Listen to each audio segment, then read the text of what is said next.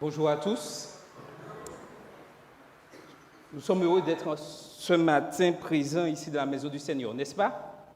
Pour continuer à partager les études que le Seigneur nous a données tout au long de ce trimestre. C'est vraiment quelque chose d'important de passer du temps à étudier la parole de Dieu. Et nous devons bien comprendre cela en tant qu'adventistes du 7e jour, en tant qu'étudiants de la parole de Dieu. C'est pour ceci que l'école du sabbat renouvelle à nouveau que chacun doit tout faire pour prendre un abonnement du questionnaire de l'école du sabbat. C'est quelque chose d'important aujourd'hui pour nous, nous qui vivons la fin des temps. Et le titre de la leçon, supercherie de la fin des temps. Un résumé. Si nous voulons être forts pour comprendre ce que Satan a prévu de faire, il faut que nous passions du temps dans l'étude de la parole. S'il y a quelque chose à retenir en ce matin, c'est bien ça. Passons du temps dans l'étude de la parole. C'est pour ceci qu'on prolonge encore, puisque je vous annonce que les questionnaires ont un peu de retard. Quand je dis un peu de retard, nous espérons avant la fin de l'année qu'ils soient là. Donc, nous prolongeons encore d'une semaine les abonnements de l'école du sabbat.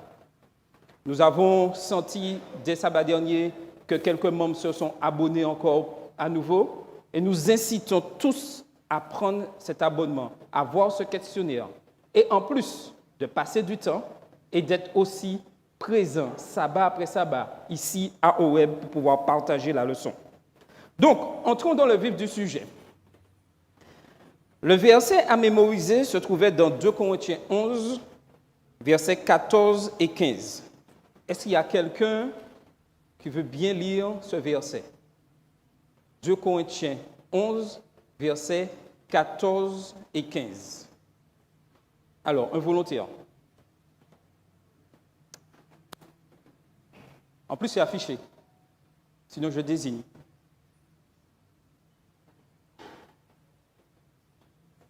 Vas-y.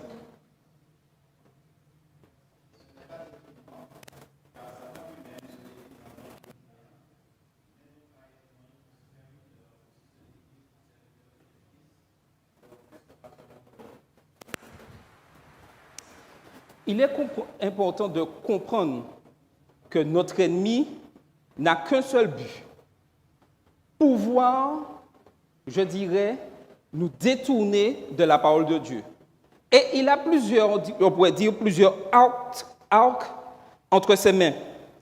Et il nous était dit que le mysticisme, les récits d'expériences de mort imminente, la croyance en la réincarnation, la nécromancie, le culte des ancêtres et le spiritisme contribuent tous à la normalisation de telles choses dans notre société et à la confusion au sujet de l'au-delà.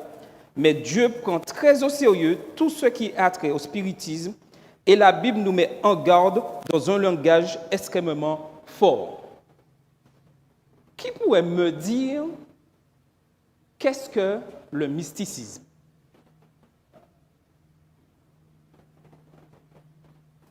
Donc je demande, en attendant que le micro arrive, si quelqu'un peut prendre ce micro-là pour emmener Carole Solange.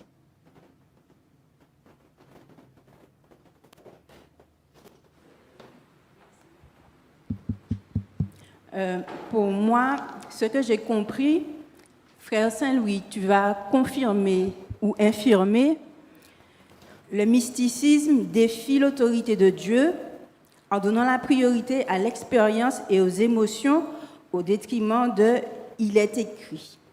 Okay. Le mystique n'est pas dans une démarche d'obéissance.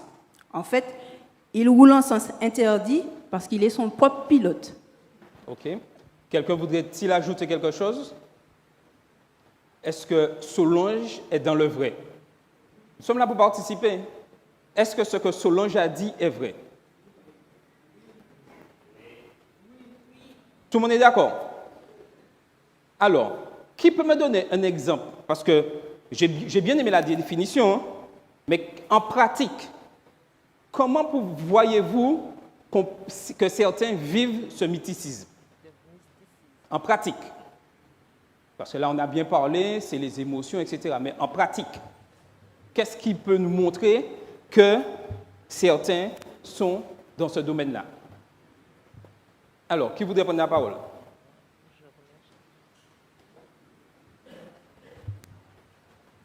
Comment certains pensez-vous, accomplissent le mysticisme? Ou comment vraiment on vit ce mysticisme? Dites-moi.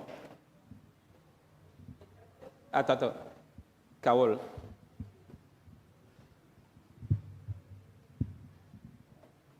Bonjour à tous. Alors, je disais, ça correspond à toutes les croyances qui peuvent être autour de la vie, de la mort. Par exemple, ah oui, il ne faut pas passer sous une échelle. Bon, ou alors il y a un chat noir. J'ai vu un chat noir hier soir, donc il va se passer quelque chose. Ou alors, ah, il ne faut pas casser le verre, ou bien, je ne sais pas, le balai, ceci. En fait, c'est toutes ces petites croyances qui entourent notre quotidien et parfois auxquelles on donne voix, en fait. Et même, on peut parler aussi de l'astrologie. Hein? On ne va pas sortir le matin sans avoir lu l'horoscope parce que, bon, on m'a annoncé ceci, cela. Donc, en fait, ce sont toutes ces petites valeurs auxquelles nous donnons de l'importance et qui, devant Dieu, évidemment, ne valent rien. OK. Il y a Clotéan. Clotéan. Bonjour. J'allais dire que quand tu parles du mysticisme, c'est quelque chose qui n'est pas à la gloire de Dieu, déjà. Hein? Et ce sont des gens qui rentrent dans des dimensions qui n'ont aucun rapport avec la Bible.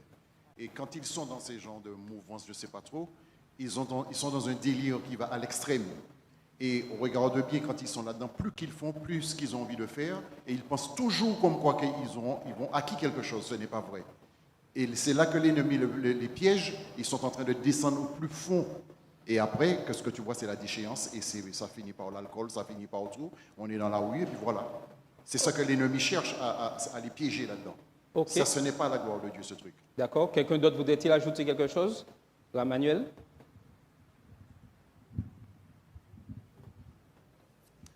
Oui, bonjour.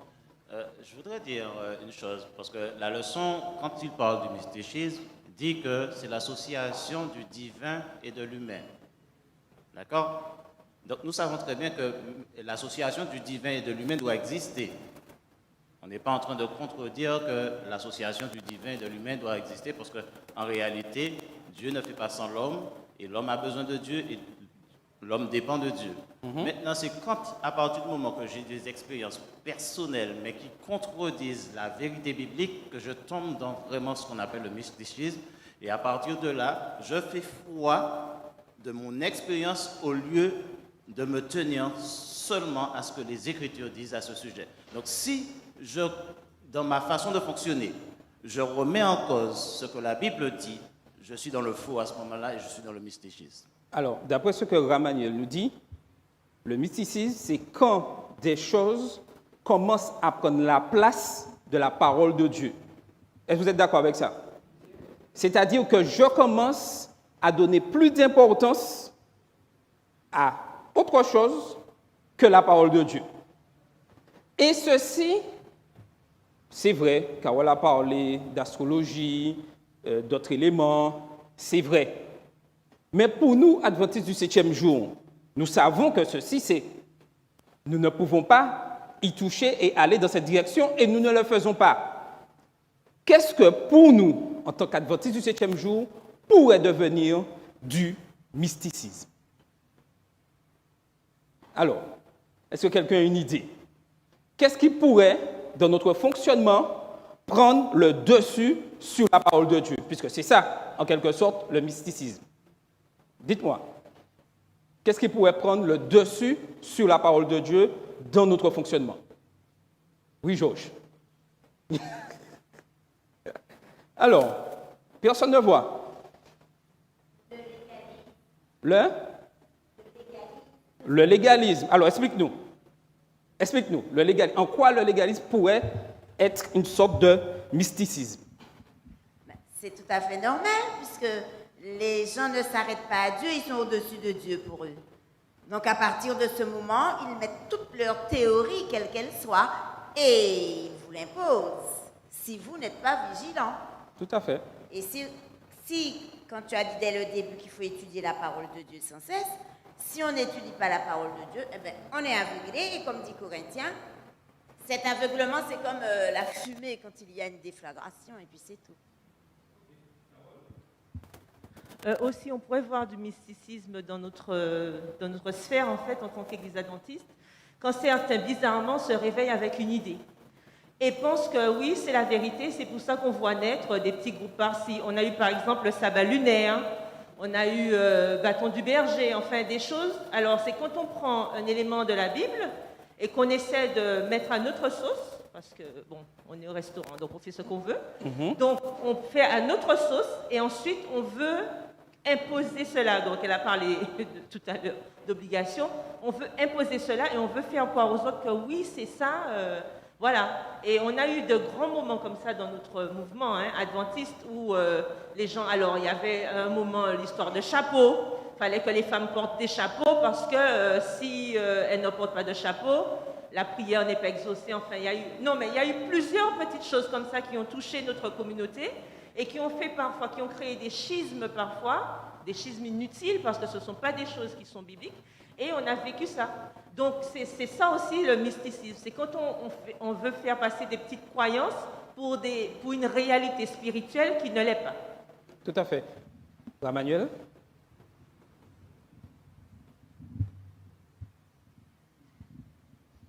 Oui, Charles. Oui, vas-y.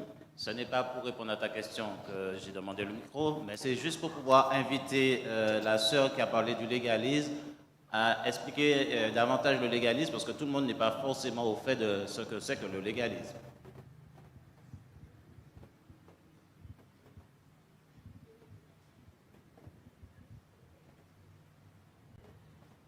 Mais le légalisme, je crois que ça a déjà été dit dans toutes les réponses qui ont été données là, c'est simplement, tu as une pensée, tu es obnubilé par cette pensée qui ne coïncide pas avec la parole de Dieu, tu en prends une partie et puis tu fais ta sauce avec. Et puis je répète qu'on veut l'imposer. Et c'est ça qui est très mauvais. Tout à fait. Mais j'aimerais vous donner une définition que j'ai trouvée dans le Larousse. Et vous allez le voir apparaître à l'écran. Le mysticisme, attitude philosophique ou religieuse fondée davantage sur le sentiment et l'intuition que sur la connaissance rationnelle et qui a pour objet l'union intime et directe entre l'homme et la divinité. Et il y a quelque chose, malheureusement, qui rentre petit à petit dans nos communautés, où on entend dire, oui, on parle trop de la parole de Dieu, on parle trop des Écritures, on parle trop qu'on nous reprend, chaque fois on nous répète les mêmes choses. Pourquoi on ne passe pas du temps à louer Dieu, à chanter, à s'exalter, plutôt que d'entendre chaque fois des sermons, des sermons, des sermons. Et ça, malheureusement, c'est du mysticisme. Et l'ennemi de nos âmes utilise ça. C'est vrai, il faut que nous passions de moments à chanter, à louer le Seigneur. Mais nous ne pouvons pas constamment et uniquement dire que je loue le Seigneur et que je ne passe pas du temps à étudier la parole de Dieu. Je m'installe sur de mauvaises bases. Et l'ennemi de nos âmes, il sait ça. Et en tant qu'adventistes du 7e jour, nous devons faire très, très attention à la façon que nous adorons et la manière que nous fonctionnons dans notre système d'adoration. Oui, Solange. En fait, certains chrétiens sont piégés par leurs émotions, mais Dieu veut en fait que nous soyons des êtres, des personnes sobres, et que nous nous basions sur ce que dit sa parole. Et Denis et puis après Marie. Je voudrais dire une simple petite chose qui aussi, je pense, fait partie du mysticisme chrétien. On peut le dire.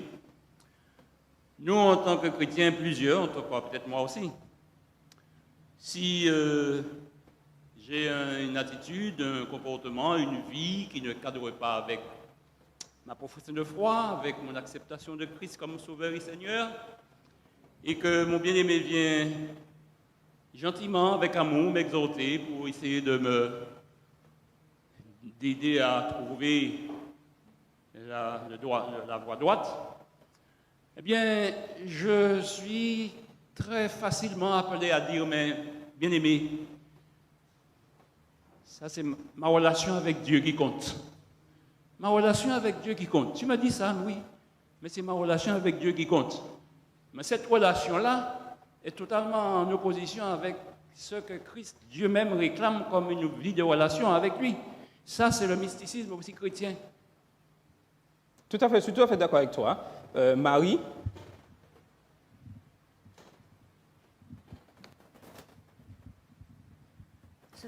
Ce que je vais dire est très simple. Par rapport à ce que Charles, tu as dit, les propos de certains membres qui disent qu'on parle trop, on prêche trop. Il faut savoir que tant que le Christ n'est pas revenu, nous aurons tous les jours, tout le restant de notre vie, à parler du retour du Christ. Et comment? C'est en parlant, en prêchant et en étudiant la parole inspirée de Dieu. Ce n'est pas parce qu'on va passer tout son temps à chanter, à louer Dieu, que nous aurons accompli sa volonté. Accomplir sa volonté, c'est non seulement chanter pour le louer, pour lui rendre gloire, mais aussi passer du temps dans l'étude et propager cet évangile que nous étudions, ne pas la garder pour nous. Donc, tant que le Christ n'est pas revenu, nous aurons à parler de cela, de la parole inspirée. Tout à fait. Et je dirais que la parole de Dieu amène à la louange. Ce n'est pas la louange qui amène à la parole de Dieu. Est-ce que vous voyez la différence?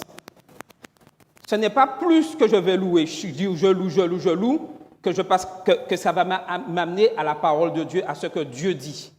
C'est dans l'étude de la parole de Dieu, et comme j'aurais compris ce que Dieu dit dans sa parole, que j'irai louer l'Éternel pour le remercier. Oui, Carole.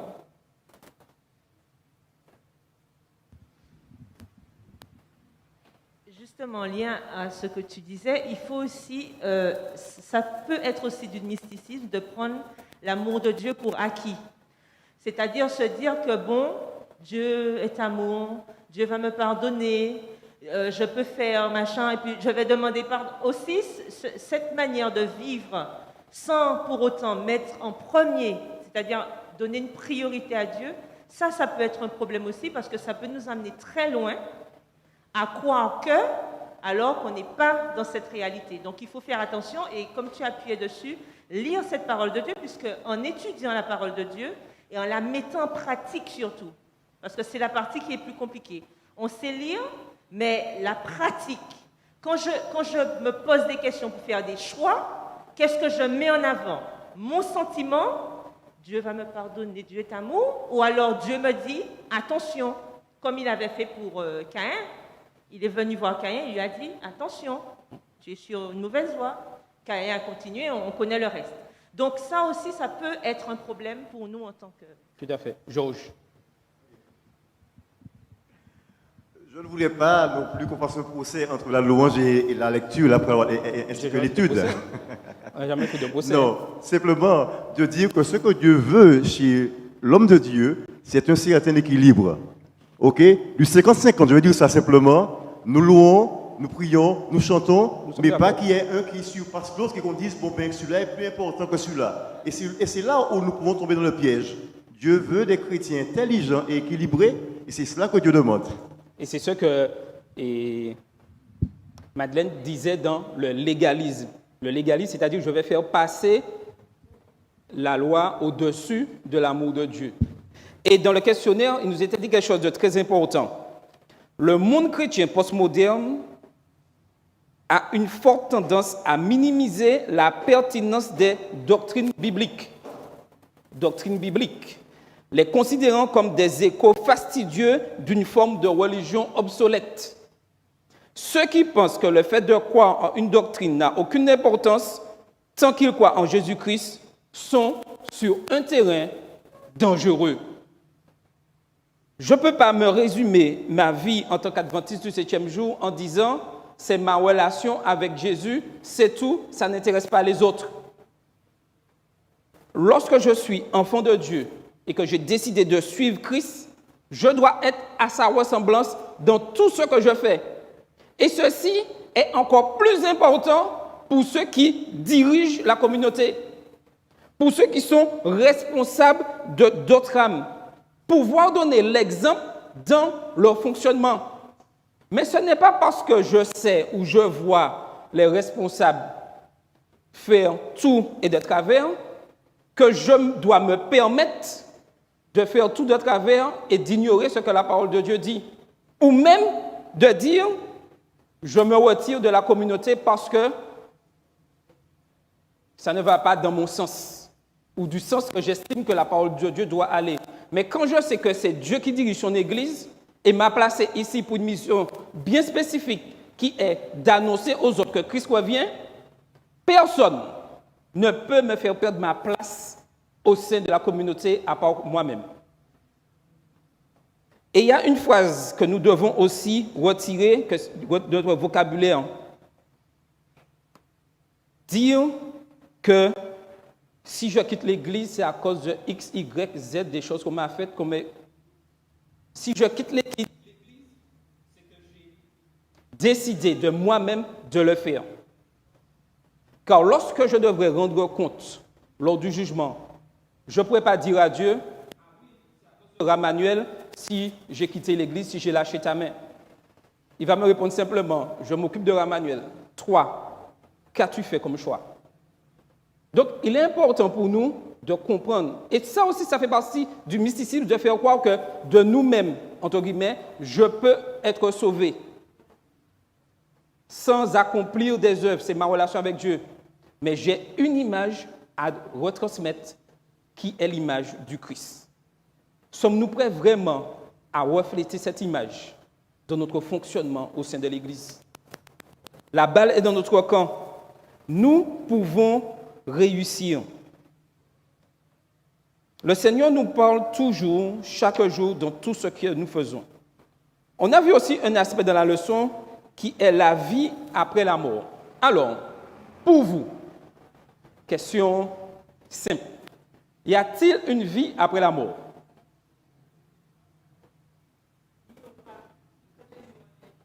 Attends, passe le micro à Carole. Y a-t-il une vie après la mort? Non, je disais juste qu'il faut qu'on parle au futur. Il y aura une vie après la mort quand Jésus reviendra. Il y aura. Ok, ça c'est notre espérance. Aujourd'hui, il faut savoir que la société veut faire croire à tout le monde, de manière scientifique, l'existence d'une vie après la mort. Et ça, vous le voyez partout à la télé. Quel que soit, vous regardez les films, il y a toujours un aspect qui apparaît que, oui, telle personne parle à un être décédé et cet être décédé lui raconte des choses. Et la leçon nous parlait d'une expérience très particulière qui se trouve dans 1 Samuel 28, l'expérience de Saül. Qu'est-ce que Saül a décidé de faire? D'aller consulter quelqu'un, une sorcière en quelque sorte, qui consulte les morts. Le paradoxe, c'est que c'est Saül lui-même qui avait ordonné la mort. Je me suis posé la question, Saül a ordonné cet ordre-là.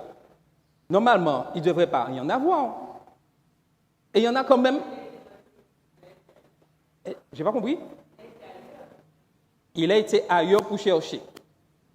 Tout ça, c'est pour nous dire que nous, des fois, lorsque nous sentons, entre guillemets, que Dieu ne répond pas à nos prières, nous avons tendance à vouloir chercher une solution à nos problèmes ailleurs. Oui ou non? Humainement, c'est quelque chose de normal. Écoutez bien ce que je dis. Hein? Humainement, c'est quelque chose de normal. Mais lorsque je suis transformé par Christ, le normal humainement doit changer.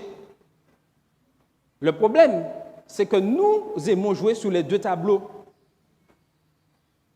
nous voulons demander à Dieu de diriger nos vies et en même temps, nous voulons connaître l'avenir parce que nous sommes inquiets.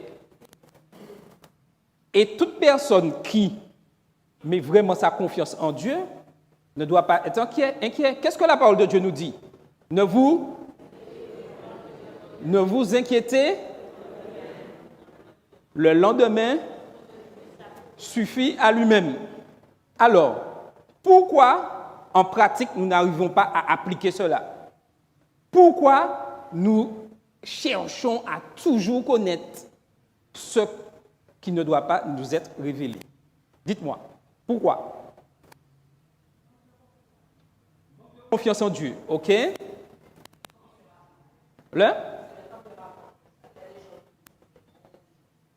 Alors, Aline nous dit que ce tempérament, il y en a qui sont plus aptes, je dirais en résumé, à accepter que c'est Dieu qui dirige pleinement leur vie. Et il y en a qui se posent toujours plein de questions et qui veulent toujours, et ne comprennent pas leur situation. Pourquoi je suis dans cet état-là? Pourquoi le Seigneur ne me répond pas? Ou même, pourquoi le Seigneur répond à un tel et pas à moi? Pasteur Bellefoy. Je ne suis pas sûr que nous soyons là exactement dans l'expérience de mort immédiate. L'expérience de mort immédiate, ce sont des gens qu'on a déclarés morts et qui reviennent à la vie et qui disent qu'ils ont expérimenté certaines choses. L'expérience de Saül est différente. C'est quelqu'un qui va invoquer un mort parce qu'il est en détresse.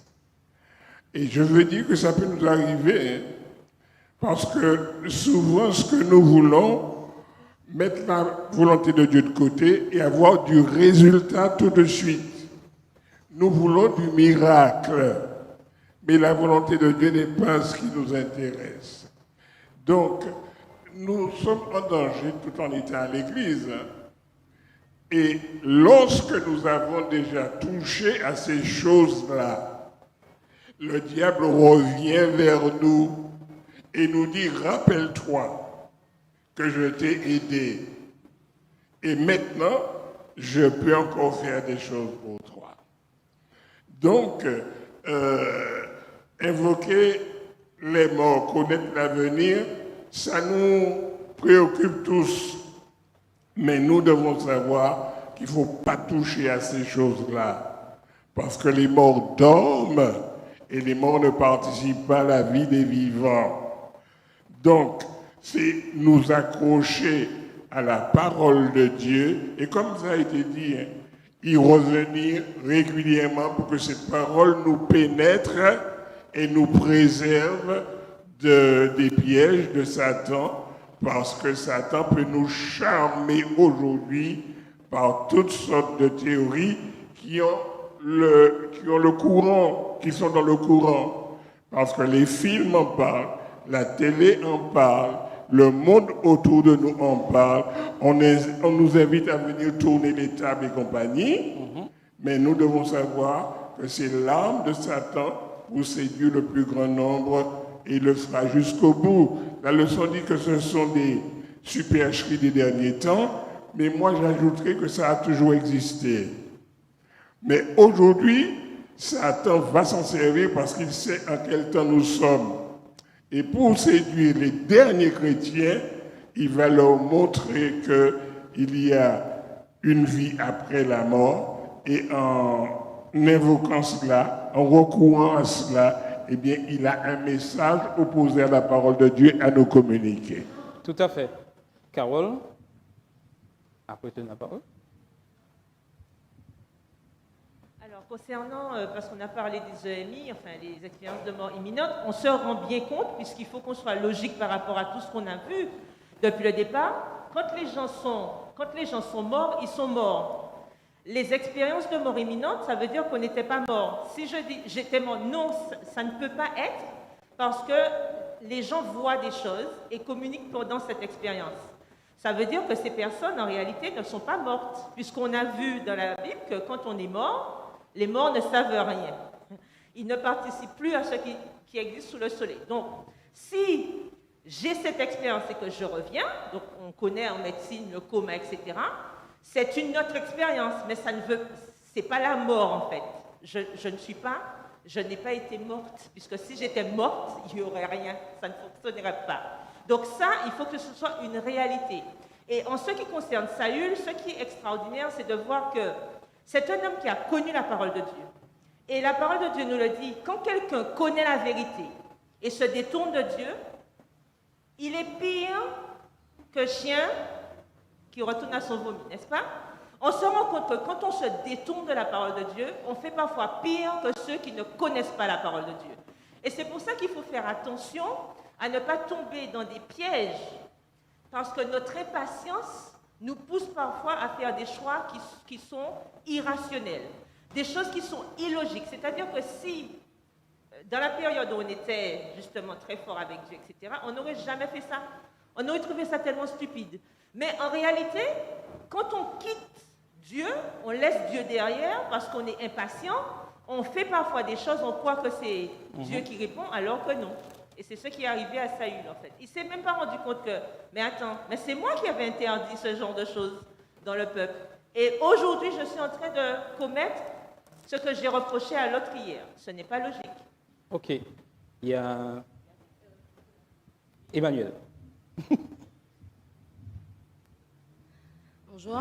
Alors, pour rebondir sur ce que tu demandais, la notion de toujours vouloir savoir l'avenir, connaître l'avenir, je pense que c'est un héritage du péché tout simplement, parce qu'il ne faut pas oublier que lors du péché originel, il a été proposé à l'homme d'avoir les yeux ouverts, d'avoir des caractéristiques divines.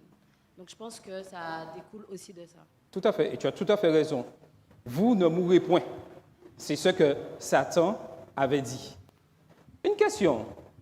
Les gens qui vivent, qui parlent de imminent, des gens qui voient les morts, est-ce qu'ils voient réellement quelque chose? Attention, hein, écoutez bien ce que je vais poser la question.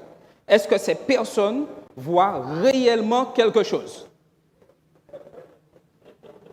Alors, je vais vous dire quelque chose. Hein.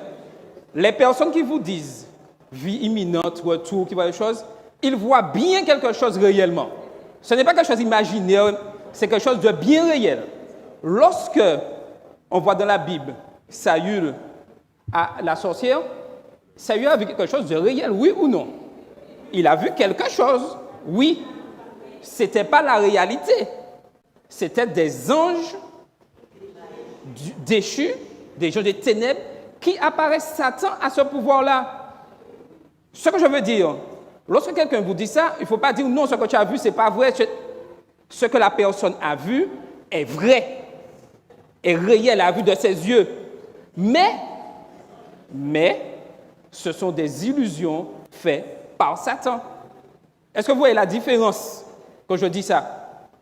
Tout ceci pour nous mettre en garde que notre ennemi est très fort et peut faire apparaître n'importe quoi, n'importe qui et à n'importe quel moment.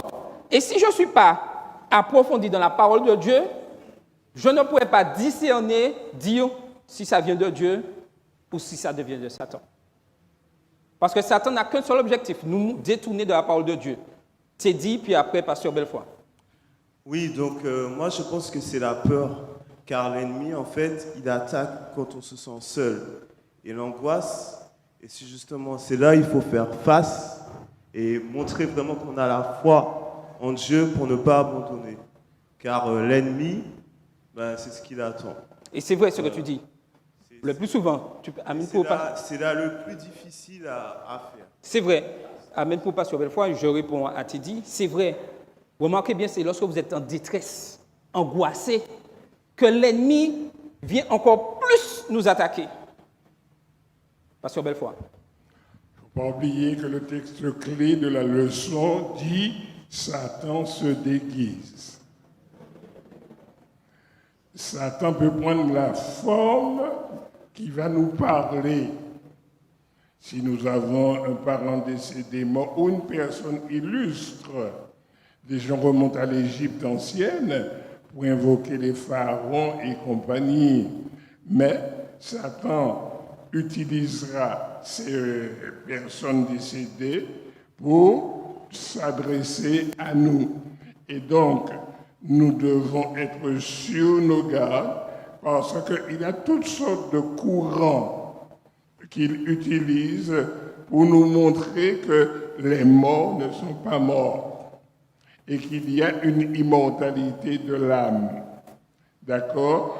Donc, lorsque nous sommes, tu viens de le dire, lorsque nous sommes en difficulté, faisons attention, le diable a des propositions à nous faire si nous avons donné le dos à Dieu. Le problème de Saül, c'est que Dieu ne lui répondait pas. Oui. Et il devait savoir pourquoi Dieu ne lui répondait pas. Et comme il avait peur de l'armée philistine, eh bien, il était aux abois. Et lorsque nous sommes aux abois, le diable le sent. Il le sait et il vient vers nous en nous disant « J'ai quelque chose pour toi ». Je vais aller rapidement. J'avais un camarade. Il faisait ses études et il avait raté pour la 2e fois. Il passe à la gare Saint-Lazare et une voyante lui dit « Laisse-moi ta main ». Et puis il dit « Ça ne m'intéresse pas ». Et la voyante doit lui dire « Tu as raté ton examen pour la 2e fois et tu es malheureux ». Et il ne la connaissait pas, il ne l'avait jamais vue. Il m'a dit « J'ai pris mes jambes à mon cou parce que j'ai compris qu'il me parlait ». L'ennemi est très subtil. Et ton histoire me rappelle lorsque j'étais en 3e. J'avais un professeur d'histoire-géographie et il nous disait, ah oui, il y a un parent qui était venu le voir et le parent disait que son fils travaillait à l'école. Le parent disait, oui, que quelqu'un lui a dit que c'est le voisin qui a fait quelque chose sur l'enfant et c'est pour ça que l'enfant n'étudie pas. Et le professeur regarde le parent, il nous raconte, et il dit que, il nous dit à toute la classe, mais en réalité, c'est que les autres pas qu'à étudier, et puis les autres qu'à dit c'est un bois qui amène les autres là. En gros, c'est comme ça il a dit ça. Tout ça, c'est pour nous montrer que l'ennemi sait notre point de faiblesse. Et des fois, il fait croire tout n'importe quoi. On n'étudie pas, on ne fait pas ce qui est nécessaire, et puis on veut réussir. Et quand on ne réussit pas, on cherche des subterfuges, dire que c'est un tel qui m'attaque, qui m'a fait, c'est pour ça. Alors que si j'avais pris le temps d'étudier, j'aurais réussi. Oui, Ramanuel. Puis après, Carole. Oui, j'aimerais dire au niveau de toutes ces supercheries que l'ennemi utilise, la leçon fait ressortir aussi la notion des influences. Ça veut dire que si nous nous mettons déjà sous influence, parce que nous savons que tous nous subissons des influences et tous nous exerçons aussi des influences. Maintenant, nous devons choisir quelles sont les influences que j'accepte et celles que je n'accepte pas. Il y en a parfois qu'on n'est pas toujours conscient. Parce que, par exemple, je prends un cas, on est dans le centre commercial, on fait ses courses, arrivé à la maison, on chante un chant qu'on n'a jamais appris. Finalement, c'était dans le centre commercial que je l'ai entendu. C'est quelque chose qui est déjà arrivé à la plupart des personnes. Moi, en ce qui me concerne, ce que je dis, c'est que parfois, on a aussi de mauvaises relations. Quand on fréquente des personnes qui croient à certaines choses, parfois, on finit par aussi adhérer à ces choses-là. Parce qu'on alimente ces choses-là. Tout ce qui est alimenté, finalement, on va se l'approprier. Parce que la Bible dit bien une chose. Résistez au diable et il fuira loin de vous. Résister au diable, c'est quoi? Ça veut dire qu'à partir du moment que j'ai déjà des mauvaises pensées qui me viennent à l'esprit et que je ne les combats pas, ça veut dire que tout ce que je ne combats pas, j'alimente. C'est systématique. Donc, les mauvaises influences, des gens qui croient à l'immortalité de l'âme et toutes ces choses-là, et que moi je converse avec et que j'atténue la chose, j'adoucis les choses, et bien finalement, quelque part, je finis par adhérer parce que j'adoucis la chose. Je ne mets pas en avant réellement ce que dit la parole de Dieu. Et parfois, on nous reproche d'être trop, catégorique, mais Dieu est un Dieu qui est quand même exigeant. Quand il dit que ton oui soit oui, que ton non soit non, c'est quand même, on voit bien que Dieu n'est pas dans des compromis pour pouvoir accepter. Il dit, celui qui n'est pas avec moi est contre moi, celui qui n'assemble pas avec moi disperse. Donc il faut quand même présenter la parole telle qu'elle est et ne pas faire on va adoucir la chose pour pouvoir essayer de ne pas trop vexer la personne. Non, c'est pas ça. C'est la parole de Dieu, c'est ce qui fait froid. C'est cette référence que nous devons avoir pour pouvoir justement être à l'abri, être protégé face à certaines situations. Tout à fait. Avant de donner la parole à Carole, c'est vrai qu'il y aura toujours des influences. Nous prêchons un message. Christ revient bientôt. Le message des 3 anges. Se baser sur la Bible. Mais nous savons que notre ennemi ne chôme pas et travaille constamment. Le même message est prêché dans le monde entier, de la même manière. Mais les attaques de l'ennemi sont, je dirais, multiples. Vous allez en Afrique, vous présentez l'évangile, nous savons le passé, les ancêtres, comment ils considèrent les ancêtres. Et vous leur présentez le message. Ils vont accepter, mais ils sont continuellement attaqués sous ces principes-là. Et des fois, on dit, mais pourquoi ils chutent? Nous, parce que nous n'avons pas été influencés par ceci. D'autres sont influencés par d'autres choses. Mais le message, ce n'est pas parce qu'il y a plusieurs attaques et qu'il y a plusieurs cultures que le message s'adapte à la culture. Le message reste toujours le même. Et nous devons tout faire pour rester accrochés à la parole de Dieu. Je voulais surtout marquer cette petite ironie. Je ne sais pas si on a vu pendant la semaine l'ironie dans l'histoire de Saül. Parce que, et c'est là aussi qu'on voit la puissance de Dieu à travers cette histoire, parce que même quand Saül a voulu contrecarrer ce que Dieu avait dit, la chose qui lui est apparue, lui a dit la même chose que ce que Samuel lui avait dit de son vivant. Et en fait, quand il a fini sa visite, il a eu plus peur que lorsque Samuel lui avait annoncé la mauvaise nouvelle, parce qu'on lui annonçait déjà que tu vas mourir demain, etc. Donc on voit que même Satan, dans sa bêtise, est soumis à la volonté de Dieu. C'est ce qui devait arriver et c'est ce qui arriva. Et c'est ce qui nous montre qu'il ne faut pas oublier que le malin, oui, il est malin, comme j'aime à le dire, mais il reste une créature de Dieu, tout comme nous, soumis à la volonté de Dieu. Ça veut dire qu'il ne peut rien faire si Dieu ne l'a décidé. Donc lorsque nous pensons que nous faisons des choses qui vont à l'encontre de la volonté de Dieu, n'oublions pas que Dieu reste le maître et que les choses se feront toujours selon la volonté de Dieu, que ce soit dans un sens ou dans l'autre. Donc autant faire le bon choix qui nous permette d'aller de l'avant avec notre Dieu. Alors maintenant, on a vu dans la leçon, il y a tous ces éléments, connaissons, nous savons exactement. Mais Dieu ne nous a pas laissés seuls, il ne nous a pas laissés impuissants. Et maintenant, nous allons entrer, s'il y a quelque chose à retenir, oubliez toute histoire de mort imminente, s'il y a quelque chose à retenir maintenant, c'est ce qui nous est dit dans Éphésiens 6, verset 11. Revêtez-vous de la pleine armure de Dieu afin de pouvoir résister aux ruses du diable. C'est la seule solution pour faire face, je dirais, à la tromperie. Comment se défendre contre la tromperie? Qu'est-ce que Dieu nous a donné? Des armes. Et on va prendre dans l'ordre ces armes. Et j'aimerais qu'on puisse bien retenir. En premier, c'est la ceinture. La ceinture de quoi? La ceinture de vérité. Ça veut dire quoi, la ceinture de vérité? Ça veut dire quoi? La parole de Dieu. Nous devons nous accrocher à la vérité et écarter ce qui la contredit. Sommes-nous prêts à relever ce défi? Nous attacher à la vérité et à rejeter tout ce qui contredit la vérité. Et pour le faire, il est important que nous puissions passer du temps dans l'étude de la parole de Dieu. Deuxième élément, verset 14, la cuirasse de la justice. Nous devons nous couvrir de la justice du Christ et non de la nôtre. Ça veut dire quoi ça? Se couvrir pour ma justice n'est pas bonne? Il y a un problème avec ma justice? C'est quoi le problème? Attends, Nicolas, passe. Ramanuel. Ah, je vais te m'en souiller. Oui, mais j'ai accepté Christ en moi. Je peux faire confiance à ma justice maintenant. Oui ou non? La Bible déclare que la justice de l'homme est un vêtement souillé. Donc on ne peut pas se justifier soi-même, il faut passer par la grâce. Oui, mais tu n'as pas répondu à ma question. Une fois que j'ai pris la justice de Christ, la robe de Christ, mon enveloppe, ça devient ma justice, oui ou non? Si vraiment elle demeure le vêtement de Christ, parce que je ne peux pas dire que j'ai revêtu Christ et je continue avec les armes qui sont charnelles.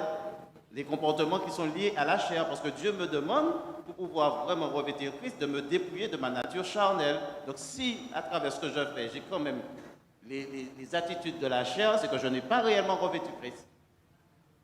Ma question est très subtile.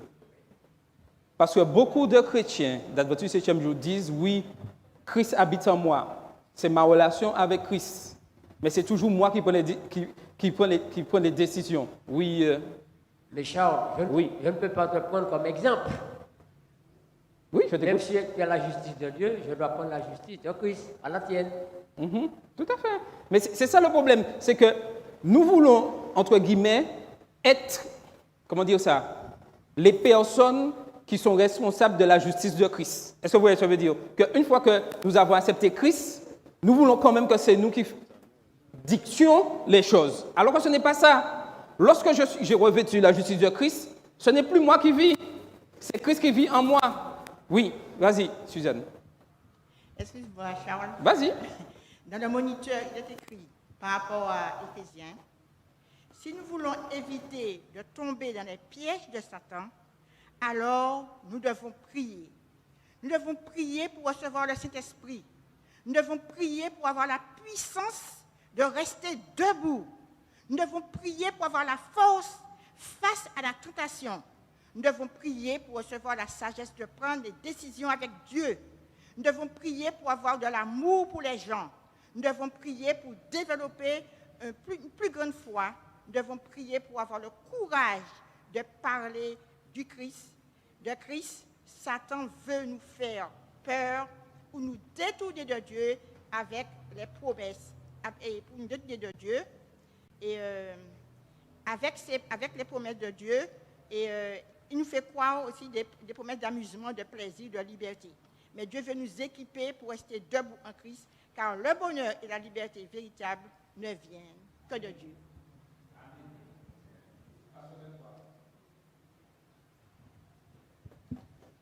Je voulais dire quelque chose d'un peu général.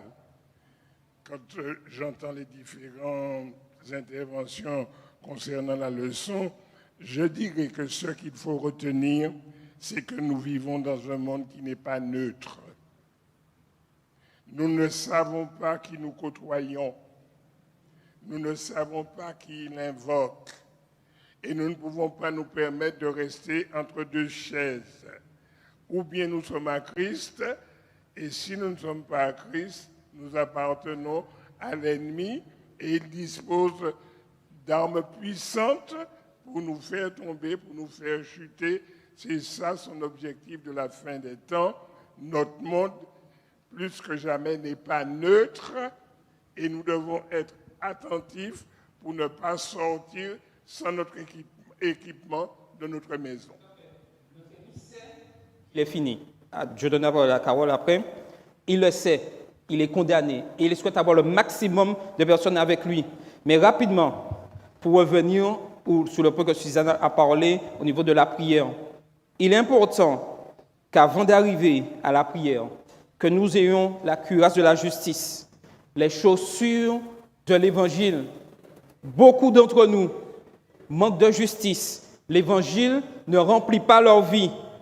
Nous sommes dans le temps où prévaudra une tribulation telle que le monde n'en a jamais connue. Malheur aux habitants de la terre et de la mer, car le diable est descendu vers vous avec une grande fureur, sachant qu'il n'a qu'un temps très court. Mais Dieu a fixé des limites à Satan, des limites qu'il ne pourra jamais franchir. Sachons prendre la bonne décision. Revêtez-vous de la pleine armure de Dieu afin de pouvoir résister aux ruses du diable, casque du salut, l'épée de l'esprit et par-dessus tout, la prière. Si nous voulons vaincre les supercheries de Satan, cela passe par du temps de prière personnelle, constamment. Satan sait que lorsque nous arrêtons de prier, la victoire lui est assurée. Voulons-nous vraiment remporter la victoire? Oui, Carole. Je reviens par rapport à ce que tu disais sur la justice. Alors, il ne faut pas oublier que lorsque nous revêtons la robe de justice de Christ, ça ne veut pas dire que nous sommes parfaits. C'est pour ça que nous ne pouvons pas nous appuyer sur l'autre par rapport à sa justice, puisque ça reste cette justice de Christ. Donc, on revêt cette justice par rapport au fait que Jésus est notre intercesseur auprès du Père, mais la justice ne nous rend pas parfaits. Et comme nous ne sommes pas parfaits, nous ne pouvons pas prendre des décisions toujours éclairées. Donc, il ne faut pas oublier cet aspect des choses.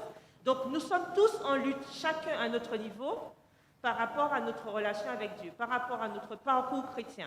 Et c'est pour ça que oui, nous nous soutenons les uns les autres, nous nous soutenons, d'accord, les uns les autres, mais nous ne pouvons pas compter sur l'autre pour y arriver. Nous devons compter uniquement sur Dieu, parce que c'est lui seul qui va nous aider à atteindre le but. Tout à fait. Alors, quelqu'un voudrait-il ajouter une dernière chose avant que je puisse conclure? Marie? Marie? Et nous allons conclure. Tout à l'heure, Carole a parlé de rationnel. Et toi, tu as parlé de la justice du Christ. Il y a beaucoup de personnes chrétiennes qui disent souvent, moi, je ne bois pas d'alcool, je ne vole pas, je ne mens pas. Et puis, la personne croit qu'elle est revêtue de la justice du Christ. Mais en fait, cette personne, parce que lorsqu'on décide de s'éloigner du mal, on doit automatiquement s'approcher du bien. Alors, beaucoup de personnes disent qu'ils ne font rien de mal, mais ils ne font pas non plus le bien que Dieu demande de faire. Cela veut dire que ces personnes ne sont pas revêtues de l'évangile, donc ils ne peuvent pas avoir la justice du Christ. Ils n'ont que leur propre justice, qui est un vêtement, comme a dit Ramanuel, un vêtement souillé.